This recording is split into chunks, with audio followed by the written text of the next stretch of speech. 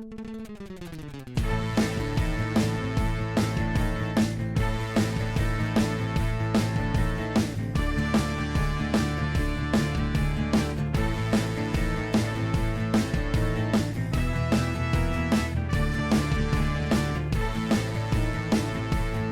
this episode, we discuss whether we should change the name of the podcast to Fables, a Campus Comics fairy tale. The real question, though, is how long will it be until we get a cease and desist from Warner Brothers? Oh, wait a second. I already have an email. My name is Scott Reed, and I'm joined on this episode by Mike Atchison and Chad Schubert. And in this episode, episode 170, we're going to talk about Rocketeer, The Great Race. And then we're going to continue our first 5 series with Cassandra, Cain. And then, of course, wrap up the episode with the CLZ shake. But before that, we got some news items that we want to hit on really, really quickly. One thing that I thought was interesting, James Gunn has announced that certain characters from the previous DC Extended Universe movie universe are going to stick around for his new incarnation. And the 4 that I think were mentioned initially are Freddie Stroma as the Vigilante, John Cena as Peacemaker, Amanda Waller as Viola Davis as Amanda Waller, not the other way around, right? And then the name that I'm going to butcher, Zolo Maraduena. There's probably some more on the N in his name, as Blue Beetle Jaime Reyes, which is, I'm actually most excited about hearing that the Blue Beetle is going to stick around. I could, take or leave the Peacemaker stuff. What I personally would like is for Peacemaker to be its own thing and not directly connected to the new DC universe. But I guess we'll see what happens. So I don't know. You have any thoughts on those characters? Like them, hate them? Oh yeah, I definitely like Zolo, the Jaime Reyes actor, and I tend to agree with you that I think the Peacemaker series was probably better in its own little corner. It's over the top nature. I know a lot of people just can't stand that person that played the Vigilante because it's so out of character from the comics. Peacemaker all along was somewhat touched in the noggin, and this kind of plays on the show represents that a bit, but the Vigilante is definitely different than what you've seen in the books. Yes. Viola Davis is aces all the way around. You can't go wrong with that. And I'm interested. I thought I heard that Gal Gadot was going to be. I don't know if maybe it was clickbait. Who knows? Yeah, in this particular news release that I'm looking at, it doesn't say anything about Gal Gadot, but that doesn't necessarily mean anything. So, and I wonder, speculation. It seems as though I think there was another comment that as the characters and the stories go through, it really doesn't what's the word I'm looking for? Everything that happens for these characters doesn't really start until the Commando show and the Superman Legacy. So what for me, who I'm very particular about, well, when does this start? When does this end? Is will they call it season 2 of Peacemaker, or will it be Peacemaker : something season 1? Mm-hmm. And then that gives them the ability to potentially rewrite the characters a little bit if they want to, and they can pick as much of or as little of the character of Vigilante or the Peacemaker, and how off the wall or extreme as they are, will they pare that down a little bit for a different version of a Peacemaker : blah blah blah. I will say 100% we're gonna get the exact same Peacemaker, the exact same Vigilante. So? Oh, I don't think that's even a question. I don't think they're going to tweak those characters at all, make him even closer to what he was in the movies prior. I think it's totally going to be the series. It'll be that Peacemaker. Series. I think so personally. That's my opinion. So, anything else to say about those announcements? Either of you guys? I don't think so. Okay. No. I thought this was kind of interesting. This is probably more for former host Dan Brown, but Mad Cave Studios has picked up publishing rights to Dick Tracy. Oh, nice. Oh, really? So I don't know. It's really expanding. Mm-hmm. So either are you interested enough in Dick Tracy to pick that up? No. No, me neither. So I think I like the idea of Dick Tracy better than the actual any of the executions of it. yeah, you're probably correct. Next thing, do either of you own the first appearance of Dazzler? No.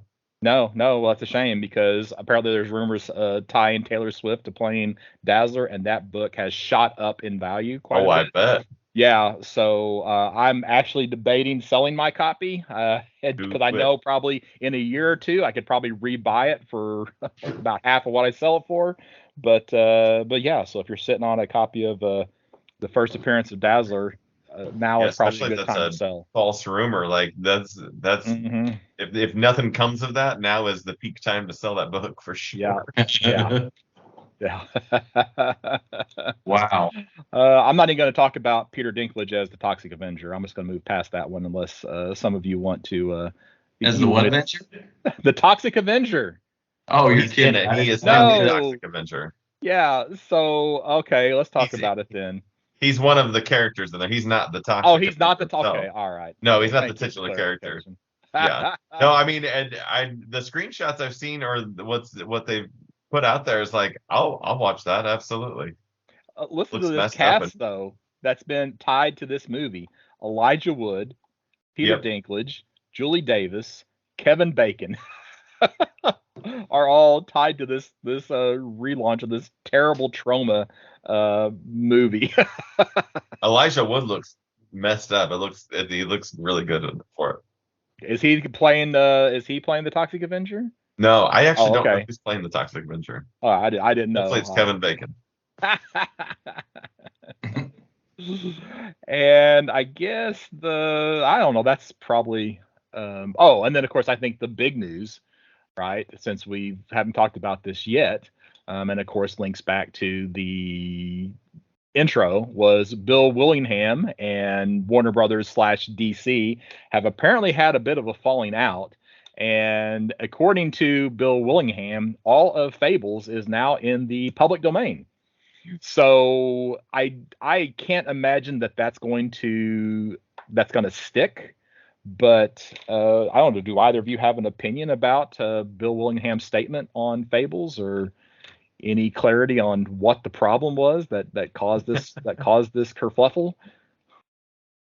I don't actually know because I mean we recently got the reboot and then I know that he was very frustrated about their timeline of publishing it. Mm-hmm. That he had gotten all of his scripts out. I saw that, but then books were coming out slow, and I don't know if it's just a frustration now, but it seems like it was definitely a boiling argument that has been ongoing. Makes me wonder if he's been wanting to keep Fables going for a long time, and this return to Fables wasn't really a return for him as much as it was finally getting the project printed again on the DC side. I don't know though. I just got to read this section here from his statement. I guess this was in a Substack letter, and I'm taking this from an article on comicsbeat.com. The one thing that in our contract the DC lawyers can't contest or reinterpret to their own benefit is that I am the sole owner of the intellectual property. I can sell it or give it away to whomever I want. I chose to give it away to everyone. If I couldn't prevent Fables from falling into bad hands, at least this is the way I can arrange that it also falls into many good hands. Since I truly believe there are still more good people in the world than bad ones, I count it as a form of victory. And of course, when he says since I couldn't prevent it falling into bad hands, that is a direct jab at DC, because I guess those are the only other hands that Fables has fallen into at this point, maybe other than Telltale, when they had the Bigby Telltale game. So, yeah. But I'd say that's more directed at DC than it is at Telltale Games. So, man, he's pretty upset with them apparently. So, yeah, his first lengthy quest, he did like a Q&A back in September, and maybe that's what you were just looking at, but I'm looking at something similar, and he didn't give he gave a lot of kind of somewhat ambiguous. It wasn't like he didn't name names or anything like that, of course, but I can almost I'm somewhat sympathetic to his situation, in that I think since Fables was an ongoing, there's been just the turnover in staff at DC. Probably has been probably some of the new people are just not as loyal to creators as the old crew was. I don't know. But did this start as a Vertigo book? Was this Vertigo at the get-go? Yeah. Okay, that probably is a lot of it. I bet since there's no longer Vertigo. Yeah, you have Black Label, and they can do what they want. I mean, I don't know. They, like I said, promises made, promises not necessarily kept, but who knows if some of them were verbal, handshake agreements or whatever. So I just don't think he's probably on real solid ground on telling everybody, yeah, this belongs to you, take off and do what you want with it. I think DC's made pretty clear they'll probably slap a lawsuit or a cease and desist letter on that person pretty quick. I'm not an attorney, but I play one on TV. Or on a podcast anyway. Or on a podcast, yeah. Yeah, I like this. I guess here is part of what he said, and this is he says a small part of it was DC has always been in violation of their agreements with me. Usually it's in small matters like forgetting to seek my opinion on artists for new stories or for covers or formats of new collections and such. So, I mean, he's even talked about little things. I guess he's supposed to be, creative teams, he's supposed to be notified, and he's not even getting that. And I'm gonna bet that it probably all started at the dissolution of Vertigo, because I suspect when it was a boutique, side little publishing, that there probably was more direct relationship. But now that it's just part of Warner Brothers overall, and like you both have said, changes over at the top, there's been multiple iterations of editorial since that time. Yeah, I'm sure that it's probably what has turned. They've kind of forgotten, what it was that they were even had agreed to do. I'm reading through this part about Telltale. There's a section here about Telltale. I have a game interest, so somebody talk while I read this. I think the interesting next piece of news is when someone does try to use one of the Fables characters in a story. And, we have to remember that the root characters of, are basically public domain. I mean, you're talking, it's just, you could use the big bad wolf in a story, but you can't use Bigby Wolf. I mean, at least according to DC. But yeah, it's such a very hazy subject. I'd say there's a lot of smart people that couldn't do any better than us in predicting what would happen. And here with Telltale Games, the issue is that he says that he did not receive any royalties for them licensing Fables to Telltale Games for that Bigby game. So. Oh wow. Yeah. So I did remember reading that, something like that, because it was more like they were gambling on forgiveness over permission or forgiveness over, hoping he wouldn't catch it or whatever. Yeah. I'm sorry. So did either of you play that game, just out of curiosity? No. Okay. I think I it's own pretty it, good. but yeah.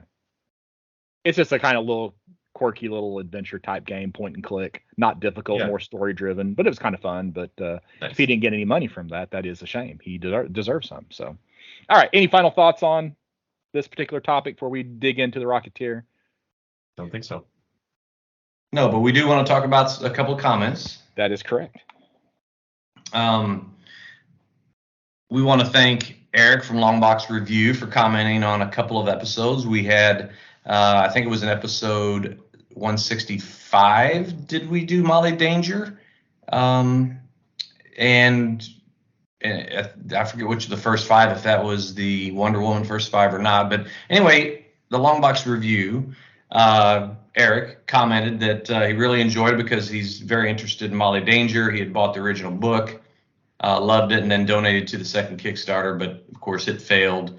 And there's, we've kind of reiterated what we were talking about, how we'd like to know, from Jamal Igle himself, what would ever happen in the future and what his hopes are. We are all big fans of Jamal Igle, so it'd be interesting to know. I know I said on that episode that I don't think I have a way to contact him except through social media, but I do know in common friends that I could probably talk to and get some answers, or maybe wait and see if next time he's on the Comic Timing podcast with Ian Levinstein. And about the first 5 concept, we basically said, yeah, that was Scott's grand idea. That was been a lot of fun since we've started it. As we record today, we're on our 3rd iteration or 3rd series of stories under that little template. And I'm trying to find where the other. He was also disappointed. He agreed with Scott about being disappointed with Black. I think we reviewed that in 165. Anyway, that we appreciate the comments. It's nice to hear back from people, because then you're not just gazing into the void and the void gazing back at you, or whatever the saying is. But you're not just talking to hear yourself talk, right? Right. So yeah, it's nice to have that interaction. So look forward to hearing more from Eric and other people. And of course, Eric has his own podcast, Longbox Review. You can find out more information about his podcast at longboxreview.com. Or you can email him at longbox@gmail.com. So there you go. All right. Thanks again, Eric. We appreciate it. So, all right. So the Rocketeer, the Great Race. I'm trying to flip to the title page so I can get the creative team for this book. So art and story by Stephen Mooney. I guess I missed that he did the art to this one as well. Colors by Lynn O'Grady, lettering Sean Lee. And this was published by IDW, right? Yeah, IDW. Mm-hmm. That's correct. All right. So Rocketeer, the Great Race. I'll do a real quick summary of kind of the story. I'm not going to do this issue by issue, because I think a lot of it just lends to saying something happens and then we get to the end, right? So here we've got Cliff Secord decides it's time to give up being the Rocketeer. He's gotten himself nearly killed more than once and decided he wants to spend more time with Betty.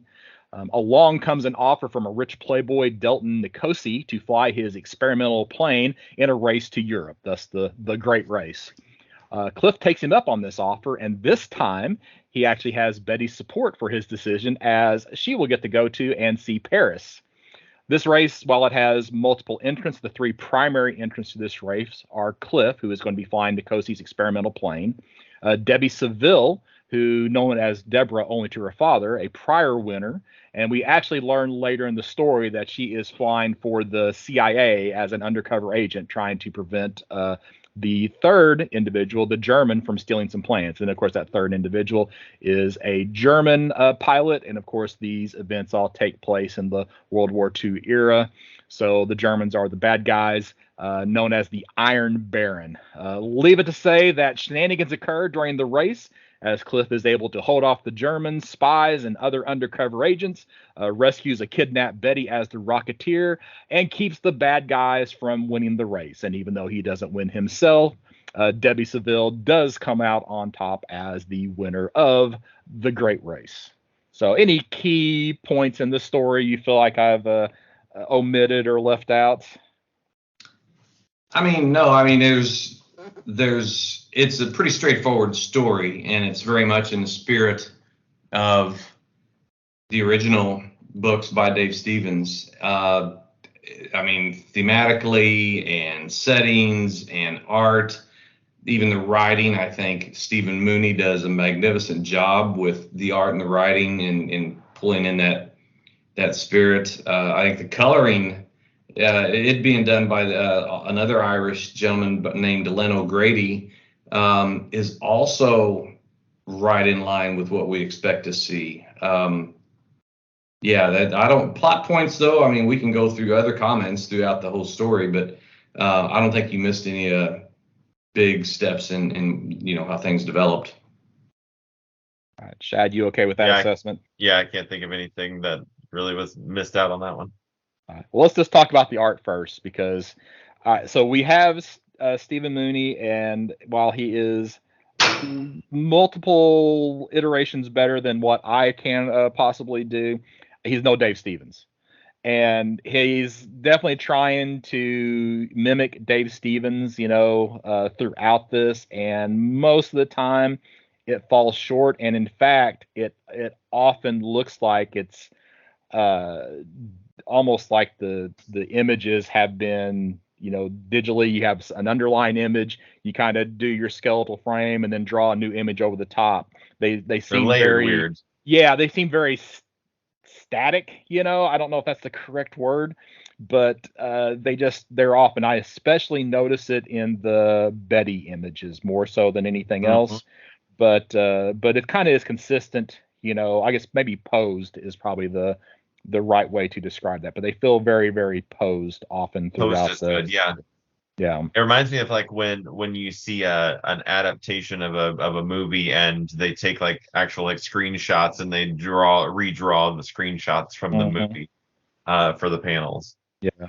It's like like even like the rotoscoping that you see in some of like the Superman Max Fleischer Superman cartoons, or even like the Lord of the Rings animated that they did, where they rotoscoped that entire thing. It feels like that. So it just, for me, that causes the artwork to fall short. Though I do like the covers.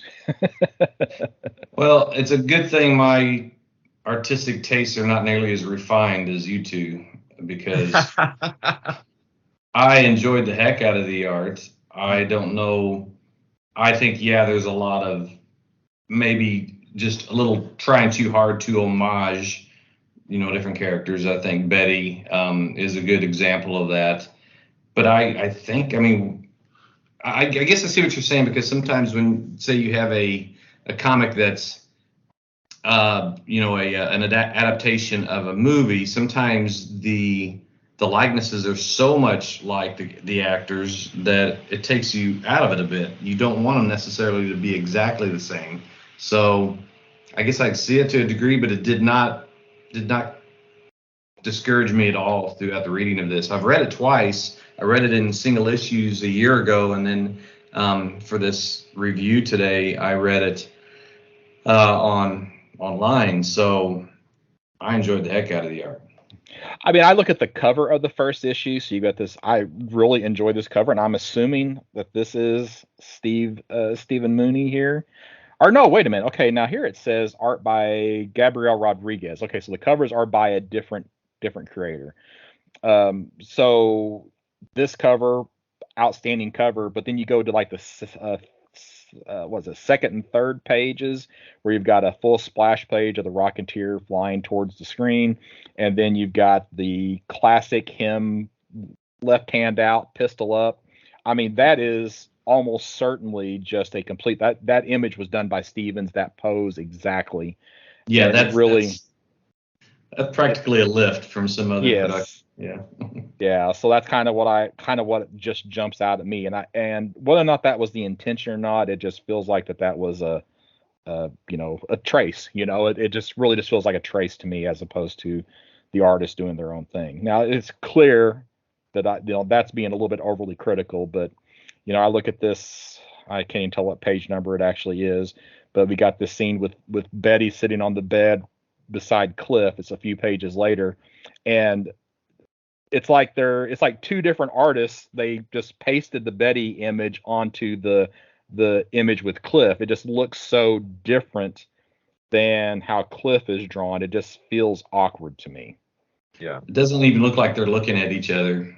Yeah, it's just weird. I don't know. It's just something that's done that's different. So, and those little things, they just kind of they pull your eye out of the story, and it kind of negatively impacted me as I was going through this. So, yeah, I probably would have enjoyed it much more if it was all drawn by Gabriel Rodriguez. Oh yeah, definitely. Not just the covers, right? Yeah. But I'm sure that he probably was. He's a cover artist. He wants the big bucks for the one draw image as opposed to doing the work. So yeah, for sure. Go ahead. Are we going issue by issue on comments, or I just had one on issue? The first No, issue I had just on go later. ahead. Anything's fair game. So Okay, so there's something I'm confused about. It's not too long after. It's on page 23 by my counting, but it's when this other car kind of blows by the car that Cliff is in, and he asks the driver to stop. And then when he gets back in, he sees an image of Betty tied up and gagged in the back seat with him, but it's sort of a faded image. Is that meant to be a memory or a premonition, or what is it? I think that's a memory, because I'm pretty sure it's been a while since I've read the first, Rocketeer story, but I think that's something that happened in one of the earlier stories. And if you want me to, I can go get my copies. If I was to guess, I think it's because his comments at the time was that I've got to quit doing this Rocketeer thing because what's important is Betty. And he's implying, he's implying that, if I keep doing this stuff, then somebody's gonna come after Betty again. She's gonna end up kidnapping the backseat of the car like has happened before. So yeah, absolutely. Now I agree. The storyline fits perfectly into the Rocketeer universe. This is exactly, something besides the stunt show, but has something to do with airplanes. Perfect, great race. You could see this is something that's happening in the 40s, flying from the U.S. to, I guess they fly from the U.S. to Paris, right? Mm-hmm. Yeah, they go from California to New York to London to Paris, I think. Okay, yeah. So I thought that was, just fit perfectly in, because I guess you had the Lindbergh flights and Amelia Earhart stuff going on at this time as well. So that felt pretty solid. Though I'm going to say that the planes would probably not have been that close to each other. Yeah, there's a lot of planes touching each other in this book. Yes. I don't know if you can actually do that. Yeah, that whole idea of him sabotaging, the Iron Baron, is that what his name was, or what he went by? Yeah, that whole part seemed a little bit of a stretch. One of my favorite parts, though, you mentioned Amelia Earhart, and this was sort of her era. She was at her peak in the 30s. I think it was in 38 or 39 when she attempted that flight around the world, but was lost at sea. And it's clear that Debbie Seville is sort of that kind of character. She's she's that female adventurer and kind of represents that whole Amelia Earhart thing. Mm-hmm. And of course that Nikosi is, definitely just the Howard Hughes, of this particular series. Uh-huh. Yeah. Right.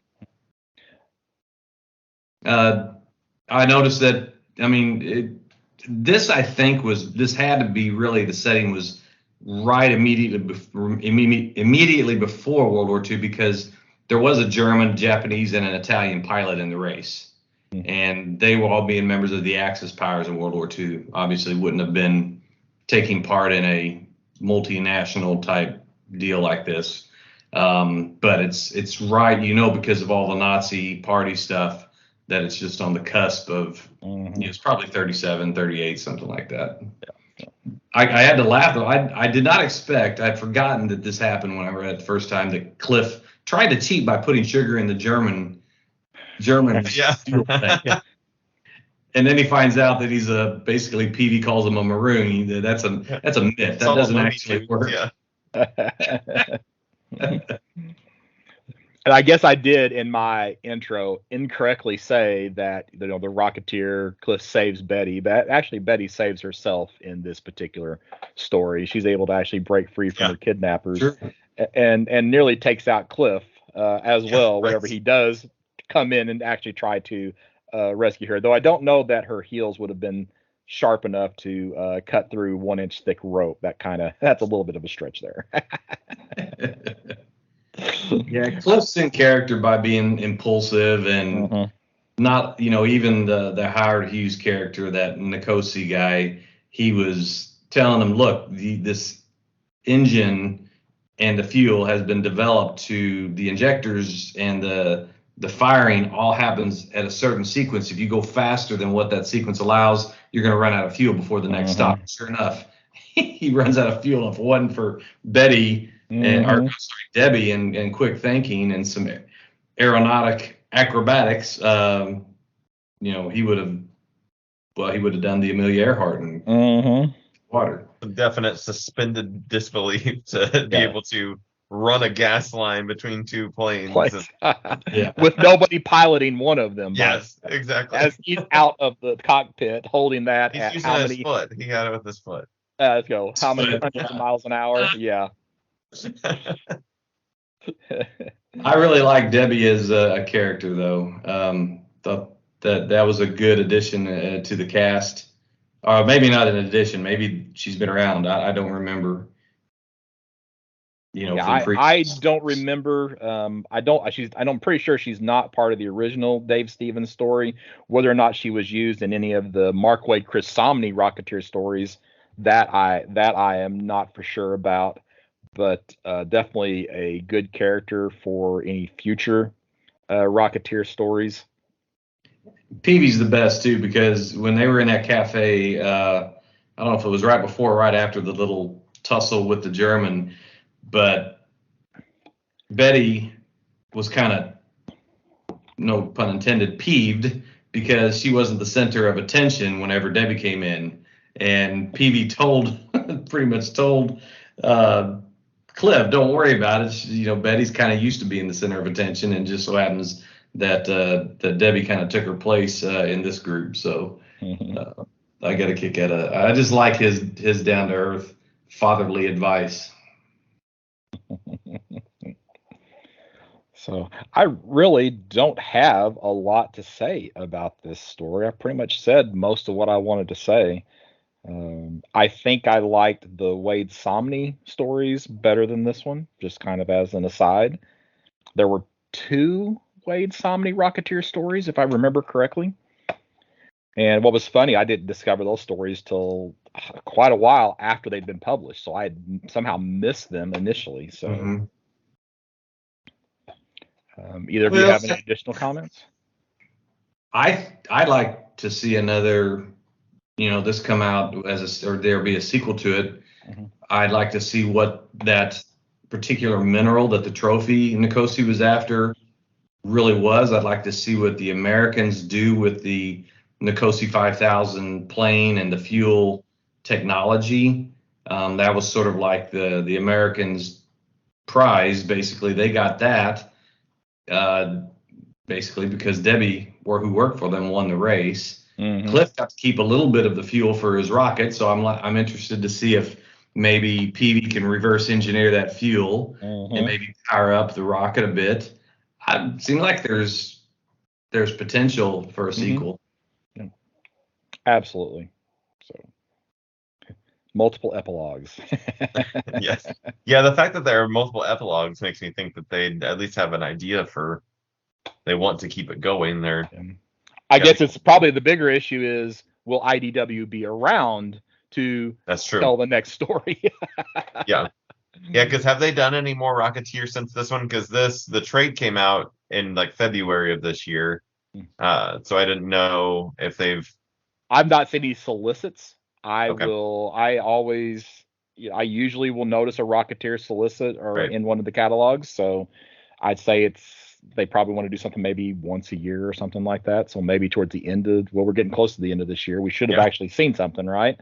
So maybe early next year, we'll see something new if IDW can hold on. So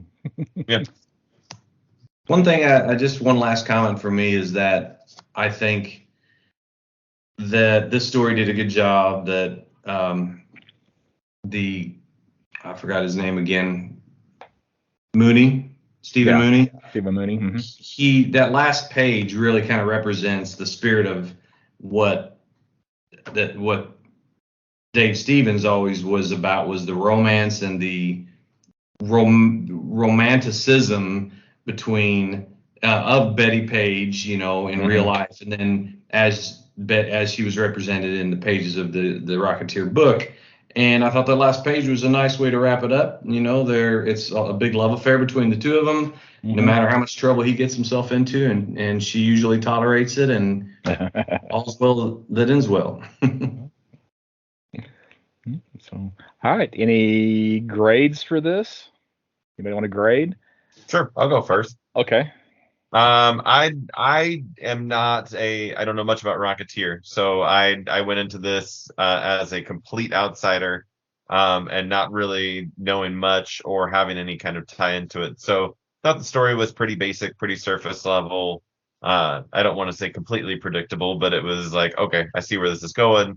It was entertaining, but I gave it a 7.0, a fine, very fine. Nothing wrong with it, but nothing that really pulled me in. I think this definitely is a story for continued readers of the Rocketeer. I don't think they're not pulling anybody new in with this book. I'll go next. I'll go next yeah, because I suspect I'm the biggest Rocketeer fan of the three of us. I mean, that may or may not be true. So, I mean, I have all the initial appearances. Got a nice little Rocketeer statue I bought from Mike at Muddy Monster Comics, right? So, but your assessment is 100% correct. This is a book that's basically for fans of the Rocketeer. To me, it's like a adequate story. It's not so bad that you would like give up on the character, but it's not so good that it's going to bring in somebody else say, "Oh, that's the greatest story I've ever read," and I want to start reading this character and discover this character, right? Right. So I'm actually at a fine 6.0. If again, it's just meant to be for fans of the Rocketeer. I enjoyed it enough. I would not avoid the follow up, but it's not something that I'm like feel the need to read again or revisit at some point in the future. It's just kind of like an adequate Rocketeer story, enough to keep the character alive for a little bit longer. Yeah. Okay. Well, I think I'd probably be at 7.0 with Shad, but I think I enjoy the art. I enjoyed the art well enough, ironically, because you guys didn't, and you picked out some things that I won't say you're wrong. I just didn't really notice that. It's not. I've seen other artists do worse jobs with the stiffness or that kind of work. David Finch is one that reminds me of, but I gave this a 7.5 just because it wasn't groundbreaking. It wasn't, but I certainly, I've read it twice now. The first time around, I didn't enjoy it as much as I did now, I don't think. And I don't know, maybe it was just the setting, maybe it was my mood, who knows? But I give it, I enjoyed it more this time around. So I'm giving it a 7.5, very fine minus. So you're saying it probably read better together as a 4 issues at once, as opposed to month to month. You know, and now that you mentioned that, that's probably the big difference. Yeah. And that's part of the problem with modern storytelling, is that you have very few issues that are standalone anymore. It has to be written for a trade. So now this was obviously always intended to be a 4-part story. So you kind of expect it here, but in other comics, especially going back to like Silver Age, it was like, this may be the only part they get. The crossovers and multi-part issues were the exception, not the rule, and now it's the rule. So yeah. Okay, all right. So any final closing thoughts? We ready to move on to first 5, Cassandra Cain? All right. Yeah. So Mike, do you care to remind us what the first 5 appearances are for Cassandra Cain? I don't mind at all. If you allow me to adjust my page from the Rocketeer to Cassandra Cain, the first 5 appearances, as best as I can establish, and I think that we're correct here, is the first appearance was Batman 567 from July of 1999. The title of the story was Mark of Cain Part 1. Written by Kelly Puckett, penciled by Damian Scott, and inked by John Floyd. The second appearance was Detective Comics 734 in July of 99. Mark of Cain Part 2, same creators, etc. And I need to note that this was part of the No Man's Land big overarching storyline that, good Lord, it lasted a couple years, I think. The first 2 appearances was just Cassandra Cain. It wasn't actually her as Batgirl yet. But in issue Batman's Legends of the Dark Knight 120 in August of '99 by Greg Rucka, Mike Diodato, and Sean Parsons. And thanks for sharing that on the screen. Is the third appearance. It's the first appearance of her as Batgirl. And then the fourth appearance is in Azrael, Agent of the Bat 56 from September of '99. And the fifth appearance is Azrael, Agent of the Bat 57 from October of '99. All right. So I guess the first question for each of us is, what was your first introduction to this character? Now, since I've had more time to think about this character a little bit, and I'll go first, give you a chance to stew on that question just a little bit, but I'm pretty sure my first time that I ran across this character that I am aware of it was actually from the Young Justice cartoon. I don't remember which season Cassandra Cain showed up in. I think it was either 3 or probably 3 would be my guess. But the fact that we had this, I don't know, martial arts character basically, with her, I guess later on established to be the daughter of, it was Lady Shiva, right? Yeah. Okay, so I think that's not even brought up here in this particular story, but you had this martial arts character who does not speak at all, and combat was basically her language, or reading, body language was her language. I found that super interesting. Interesting enough that I went and picked up her first appearance, got a graded copy of Batman 567. Just to have in my collection. So, and I have been intending to read more about this character for a long time, but I had never taken the time to actually sit down and read really anything specifically because it contained Cassandra Cain. So that's one of the reasons why I picked this as our first 5, because I wanted to force myself to read this. What about you, Mike? My first, and this is interesting because I wrote it down before I knew exactly what your questions would be that we ask ourselves. My introduction to her was the cover of Batman No Man's Land Ground Zero, issue 0. And it was, I think, what caught my eye when I bought this book back in, I think it came out in maybe early 2000. But it was a cover by Glenn Orbick, who does a lot of painted covers, and it was fantastic, but I never did read it. And it wasn't until I did some research that I found that Cassandra Cain did not even appear in the story. She just was front and center. And you know what? I think I am totally, all of these years, I'm realizing that's not even Cassandra Cain in the costume on the cover. That's when Huntress was wearing that uniform with the covered face. And I was gonna mention that later on. Yeah. Yeah. Well, I'm glad I checked myself. But to be honest, that design is what ended up being adopted by Cassandra Cain. Mm-hmm. All this time, I didn't really put 2 and 2 together with that. Her holding that, it looked almost like she just beat up Huntress or something. So. So my bad, but it still was my first introduction to the character, at least in my mind. So yeah, before you comment on this, Chad, I just want to address that as well. As I 100% having that Batman 567 reading that was her first appearance, and then seeing that character on the cover. Until I read 567, I thought that was Cassandra Cain on the cover of Batman 567. Yeah. And lo and behold, no, it is not. She just happened to basically take on that version of the Batgirl costume from the Huntress after the Huntress was forced to kind of give it up by Batman. So, yeah. So, okay, we're on the same page as far as, because it's like the second or third issue. Is it before she actually appears in costume?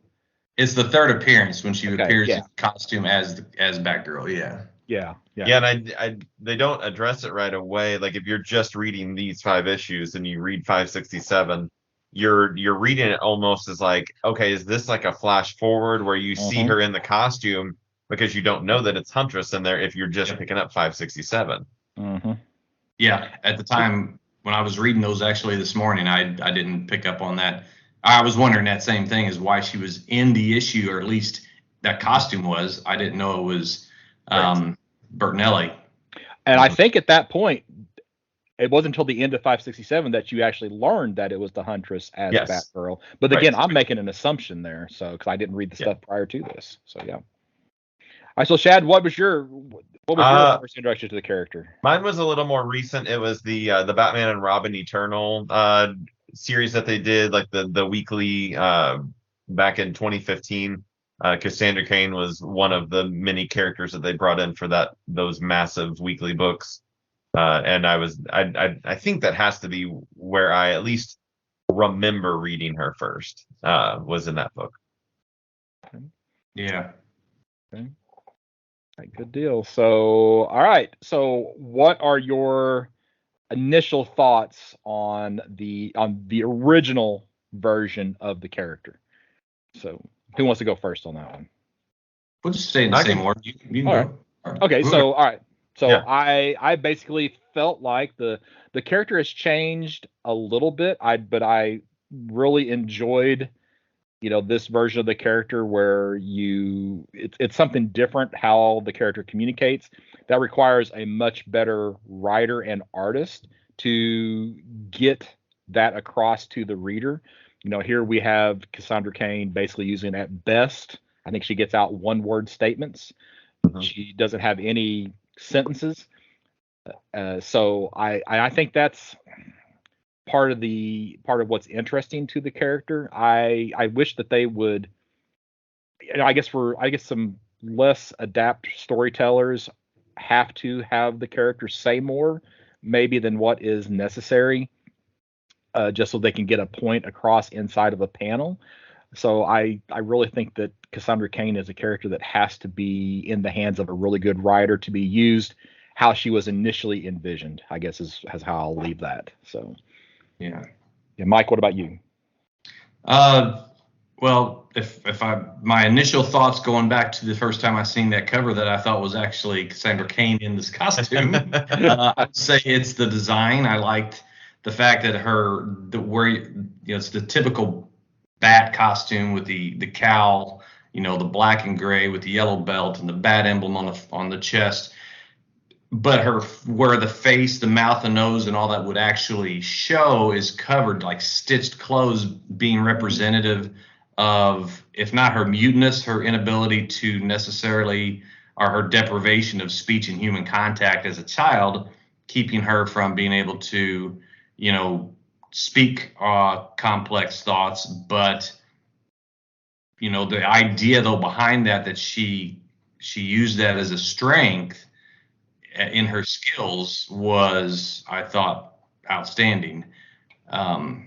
So it was very positive, although I never did read anything with her in it until years later when she was sort of infiltrating the Justice League elite for Batman. Chad? I would say I really like the mystery around her, especially in these issues as we're reading, to find out who she is, what her connections are, and I really enjoyed her connection to Bruce, and that her dad had to do with the training of Bruce a little bit.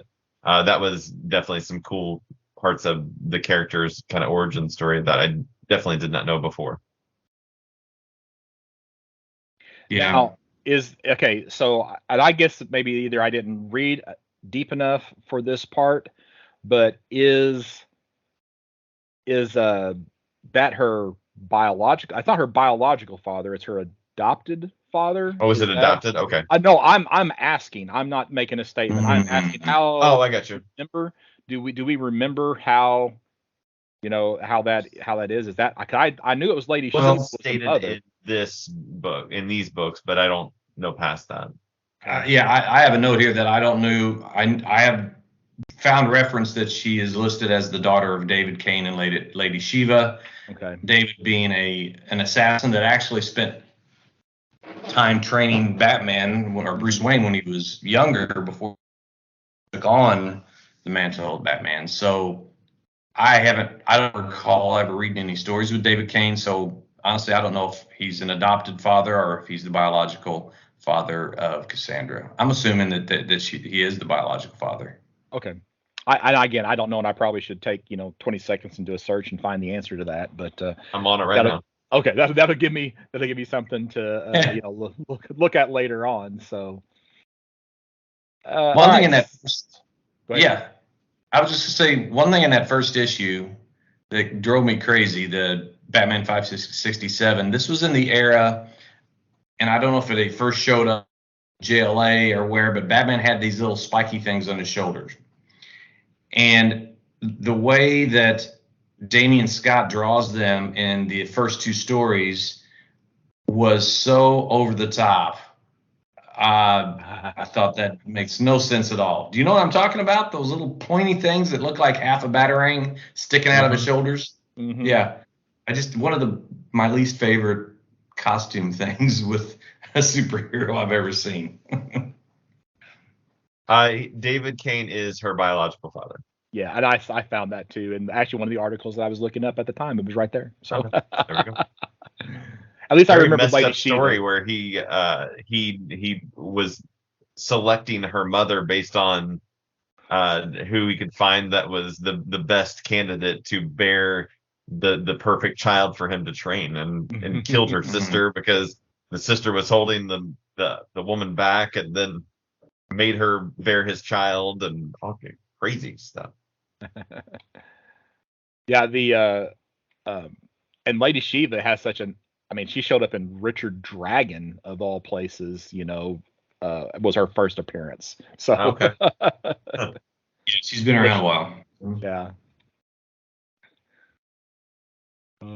I do want to read a couple of quotes related to Cassandra Cain from Batman.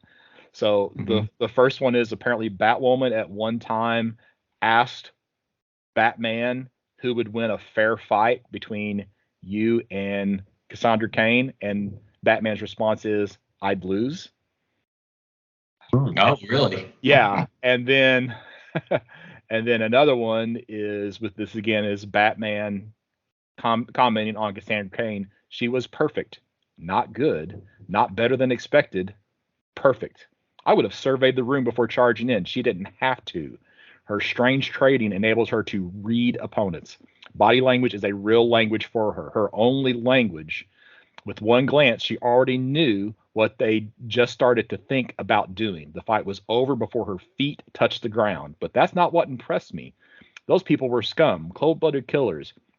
They'd fired at women and children, killing dozens. Batgirl knew this. She also knew how I felt about it, how little I'd have minded any extra zeal on her part. But there wasn't any. At her speed, it must have been difficult, but she did just enough to take them out, no more. She was. It would have looked this way to anyone else, mind you, but she was gentle, even with them.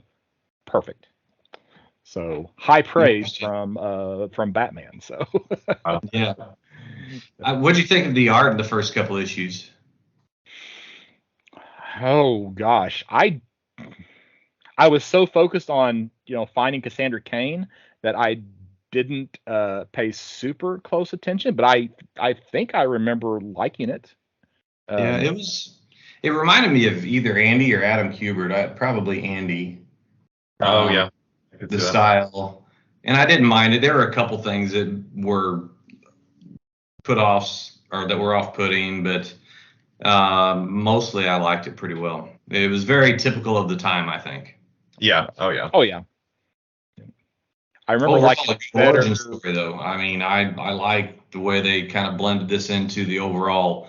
I mean, the setting in Gotham, that's kind of like it's just a bunch of rubble, and you got the big players trying to take over for power. Penguin and Two-Face. All this is in the background. I thought that was done really well, and we'll get into, I guess, the third appearance is really where that comes to a head and was written even better, I think. I also like how Oracle is the one who brings this character into the Batverse. Yep. And because Oracle trusts her, Batman trusts her. I mean, that's basically for her to be given the mantle of Batgirl that quickly. That's all that it took, was for Oracle to trust her, the Batman trust her. Yeah, I thought the same thing. It's everybody. Batman was trying to, in his typical tyrannical way, yes, she is part of the Bat family now, and it took Barbara to finally say, "Yeah, I support it," and everybody's like, "Okay, if you say Yep. so." Yeah. Yeah, right. Exactly. All I've right. been So, the same way. so how closely does this version of the character match what we see in comics today? What is the same? What do you feel is different?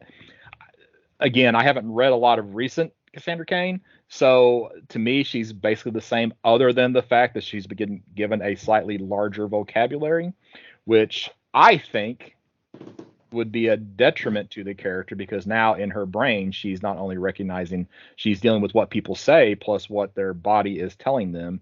So I really feel like that is done just because of the some writers can't tell a story without having word balloons and stuff, and it makes it tougher on the writer and the artist as storytellers. But other than that, other than her having a slightly larger vocabulary, I think she's pretty much the same from what I have seen, as compared to here in her It's earlier appearances. I think she peaked with the first few years when she was Batgirl. I think, when she was in Justice League Elite, she was undercover and she was known as Kasumi.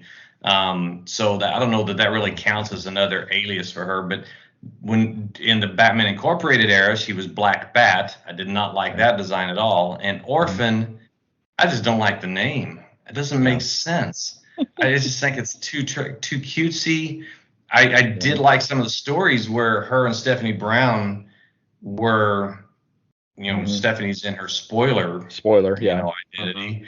The title was called Batgirls, or at least I don't know if it was his own book or if it was just some backups, but they weren't bad stories, and the characters weren't portrayed terribly, but I just don't think I like either Stephanie Brown as Spoiler or Orphan as or Cassandra Cain is Orphan. Yeah. Cassandra Cain is Orphan. Yeah, yeah. So again, I think she peaked as Batgirl and probably been better off if she stayed as Batgirl to this day. But yeah, I've always preferred the Oracle version for Barbara Gordon and Cassandra Cain as Batgirl myself. At least that's how, if I was in charge of the Batman universe, that's how I would want it to be. Well, you have my vote. Shad, what about you? I'm not overly familiar with the character as it stands now, but the vocabulary kind of makes sense. I guess that she would have to spend, if she's spending time with the Bat family, at some point she's going to pick up words and she's going to expand. But yeah, I hope it's not done in a kind of like completely out of character and is more like naturally happening. Yeah, and I think basically what I remember, she's gone from like barely being able to say one word here. Most of the time when she's written more recently, it's usually at best 3 or 4 word sentences. I've not seen, she's not doing soliloquies, Nice. Yeah. That was a pretty cool line though in one of these. I don't remember which issue it was, but where it's something along the lines of she was trained to communicate in violence instead of with words, and I was like, that's awesome. That's and that just kind of ties back to the whole Cain thing. So yeah, it's I mean, there's this like I think the next question: are there any moments in the first 5 issues that you would like to call attention to? I've kind of already called attention to the scene where Oracle says you can trust her, so everybody else. We've already talked about that one, but just the other thing where Cain is not the father Cain. What's his first name? I forgot what his name. Or is he just Cain? David Cain. Thank you. Yeah, David Cain is about ready to kill Commissioner Jim Gordon, right? And Cassandra Cain just basically recognizes the situation and stands right in front of the bullseye target, right? And that causes him not to pull the trigger, So it's just like her willingness to sacrifice herself to help somebody else. It was a really strong introduction to the character. And then you read those quotes about Bruce from Batman saying that she was quote unquote gentle, right?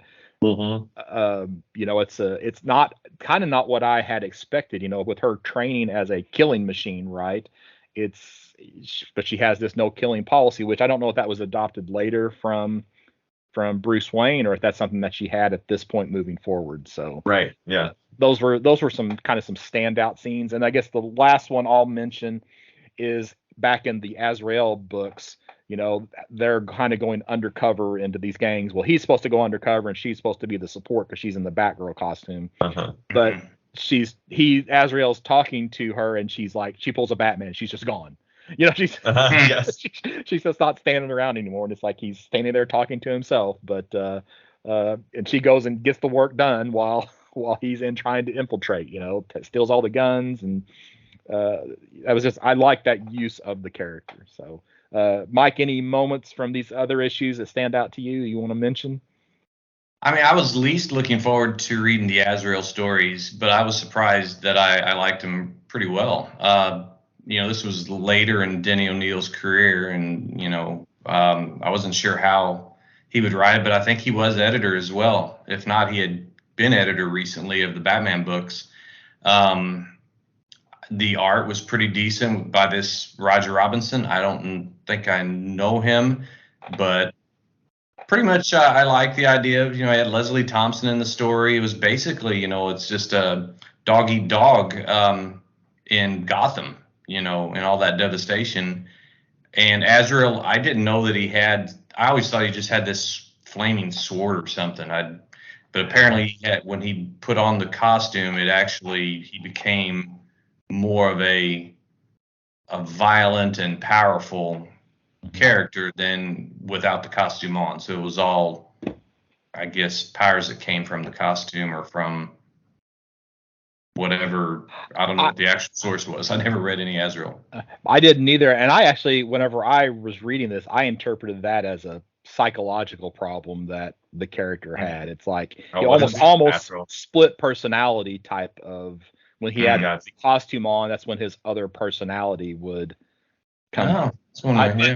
But I don't know if that's correct or not. I said but just reading this block of comics, that's how I kind of interpreted that whole. Gotcha. Because he's even telling, Cassandra Cain, it's like the part where she's about ready to vanish. Like, now when I put on this costume, I'm a different person. And that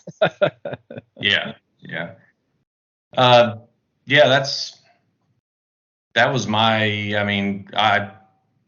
that was about all I really had that I could think of that really stood out to me. I thought that first issue with her mutinous making for a lot of silent panels, and it's not easy to do, but they pulled it off fairly well. Yeah. So otherwise, all five I thought collectively were pretty good. Yeah. Shad, what about you?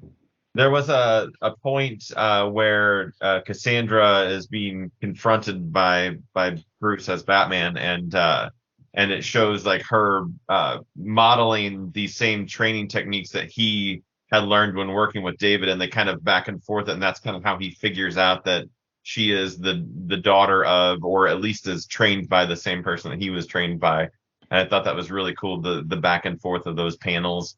And that weird like finger thing they do where they can like just rip out somebody's throat or something. Oh God, that reminded me of Roadhouse. Roadhouse.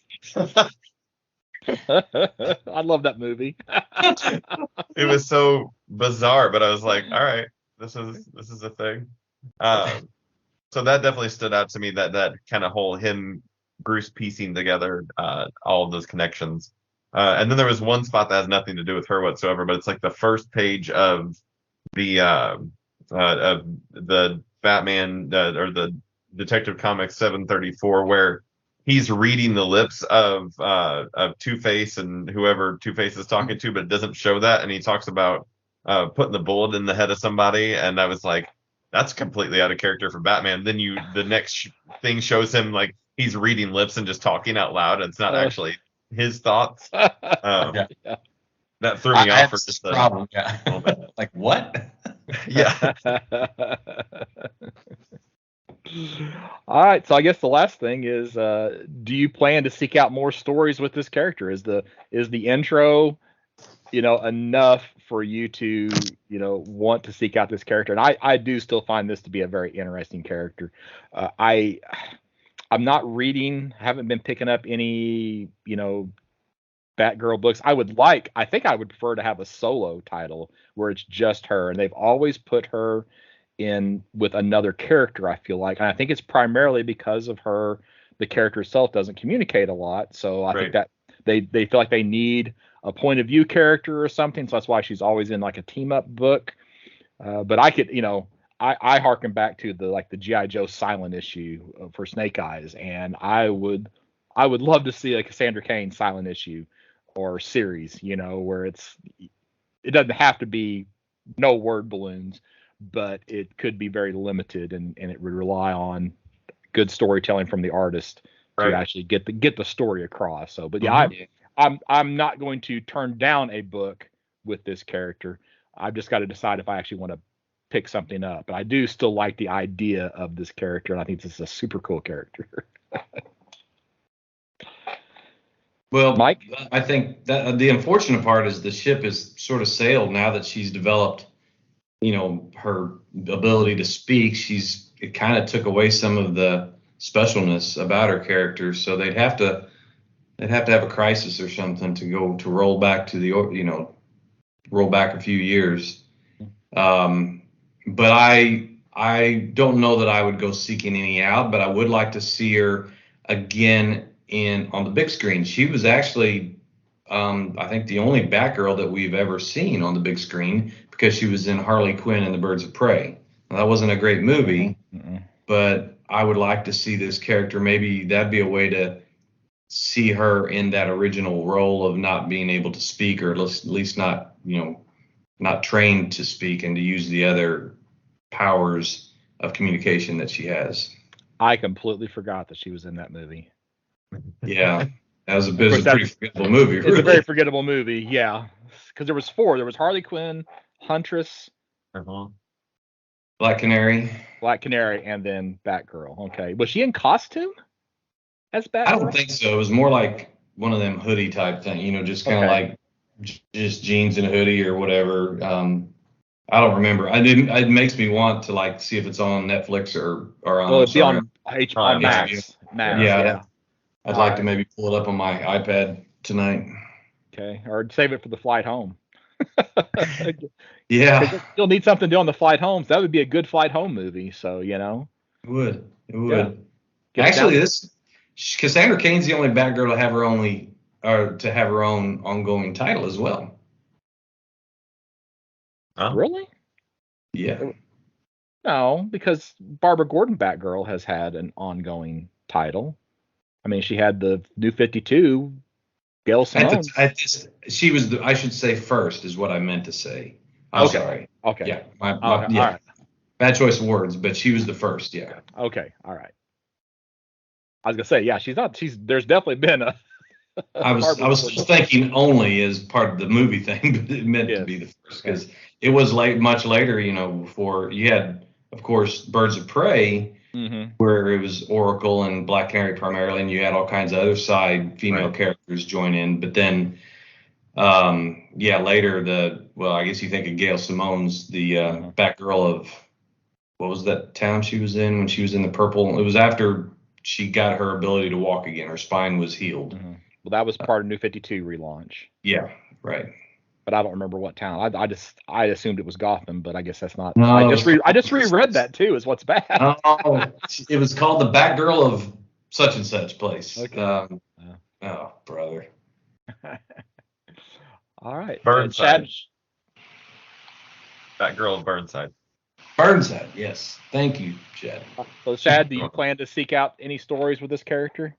Well, I have never read the monstrosity that is No Man's Land, and have always wanted to. And now that I know that is kind of the introduction of this character, it makes me want to read No Man's Land a little bit more. I don't know when I'm going to fit that into my reading schedule, but yeah, I definitely would like to read a little bit more of this for sure.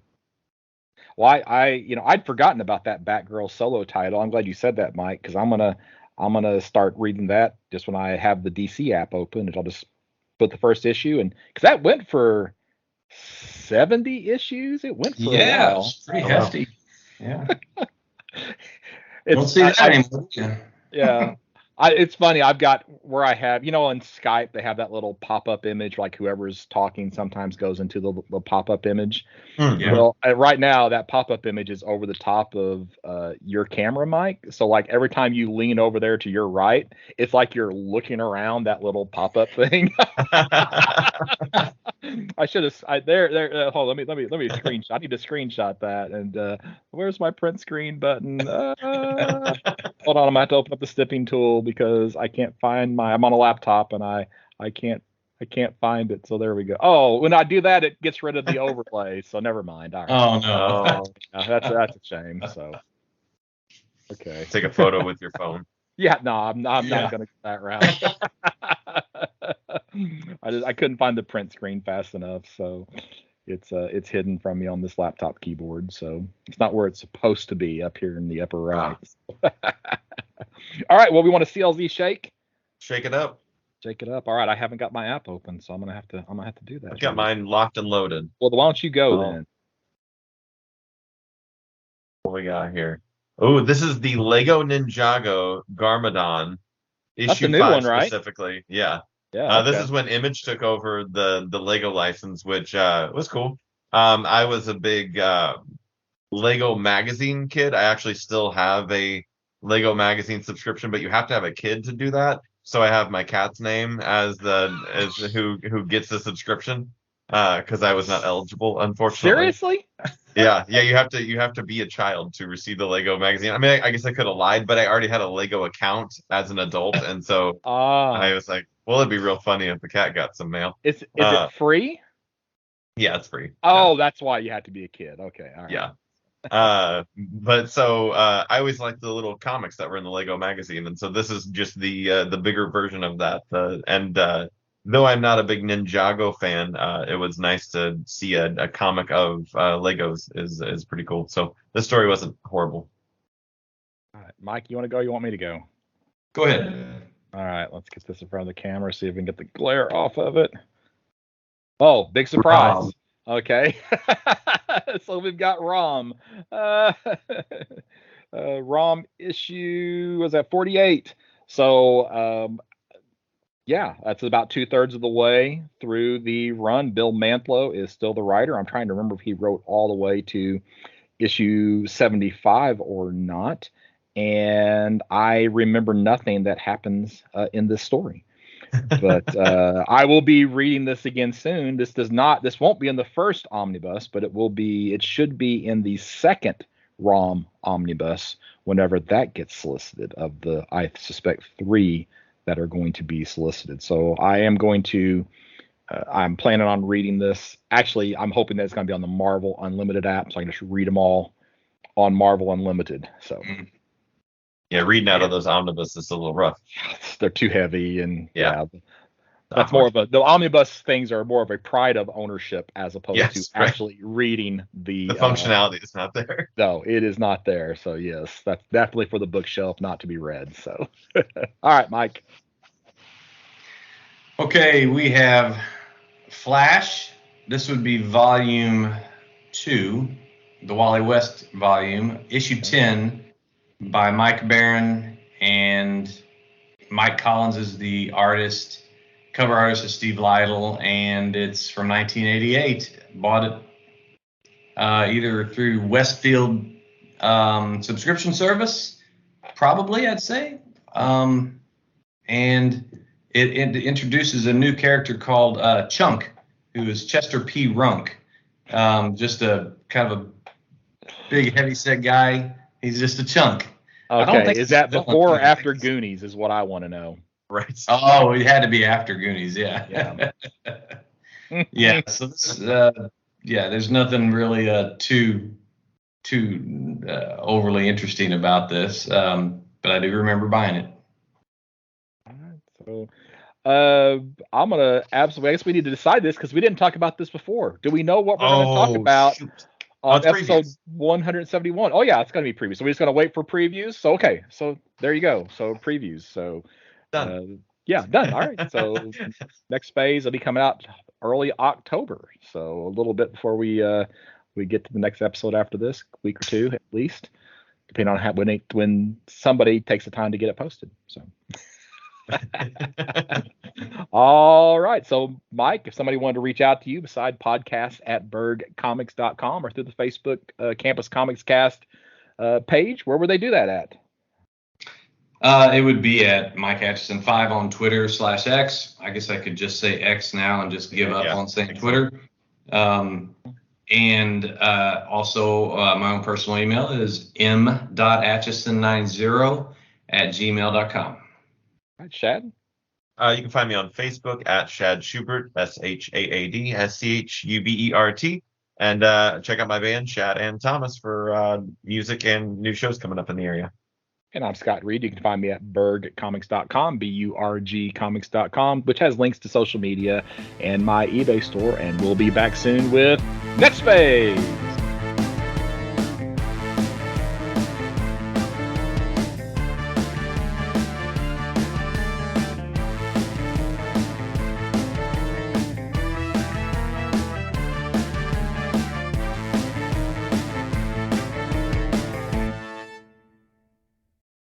What's another word for fable?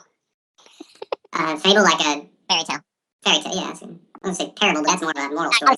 Let's go with fairy tale. That'll work. Thank you. Alternative truth. Or was it alternative facts? There you go. Yeah. I've seen something like that before. All right, I got an intro. I knew inspiration would hit you at some point. Thrive under pressure. That's right. I think this one's really good, which means it's going to be terrible because I actually think it's really good.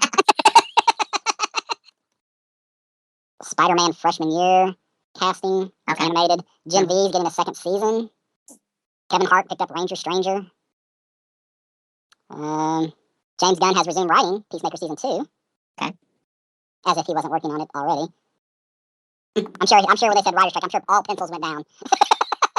They definitely can't talk about it. That's right. They can't say that they had. They turned off that part of their brains. Yeah, that's gotta be so hard. There's no possible way that anybody can just be like, I'm not gonna think of any ideas from until this. It would be stupid to not be still thinking of ideas for 5 months. I cannot think of anything, or however long it lasted.